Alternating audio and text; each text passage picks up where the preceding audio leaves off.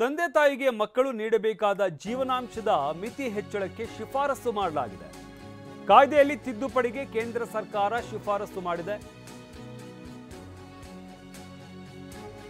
ಕೇಂದ್ರ ಸರ್ಕಾರಕ್ಕೆ ಶಿಫಾರಸು ಮಾಡಿರುವಂತಹ ಹೈಕೋರ್ಟ್ 2007ರ ಪೋಷಕರ ಕಲ್ಯಾಣ ಕಾಯ್ದೆಯ ಸೆಕ್ಷನ್ 9ರ ಅಡಿಯಲ್ಲಿ ಪರಿಶೀಲನೆ ಮಾಡುವಂಥದ್ದು ಅಗತ್ಯ ಅಂತ ಹೇಳಿದೆ.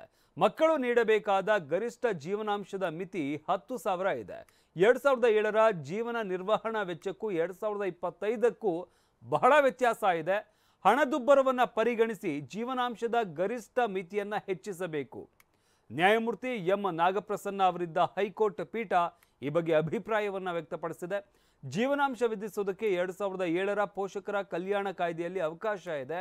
ತಂದೆ ತಾಯಿ ಯೋಗಕ್ಷೇಮ ನಿರ್ಲಕ್ಷಿಸುವ ಮಕ್ಕಳಿಗೆ ವಿಧಿಸುವಂತಹ ಜೀವನಾಂಶವನ್ನು ಹೆಚ್ಚಿಸಬೇಕು, ಆ ಮಿತಿಯನ್ನು ಹೆಚ್ಚಳ ಮಾಡಬೇಕು ಅಂತ ಸರ್ಕಾರಕ್ಕೆ ಶಿಫಾರಸು ಮಾಡಿದೆ. ಕಾಯ್ದೆಯಲ್ಲಿ ತಿದ್ದುಪಡಿಗೆ ಕೇಂದ್ರ ಸರ್ಕಾರಕ್ಕೆ ಹೈಕೋರ್ಟ್ ಶಿಫಾರಸನ್ನು ಮಾಡಿದೆ. 2007ರ ಪೋಷಕರ ಕಲ್ಯಾಣ ಕಾಯ್ದೆಯ ಸೆಕ್ಷನ್ 9ರನ್ನ ಪರಿಶೀಲನೆ ಮಾಡುವ ಅಗತ್ಯ ಇದೆ ಅಂತ ಕೇಂದ್ರ ಸರ್ಕಾರಕ್ಕೆ ಶಿಫಾರಸು ಮಾಡಿದೆ.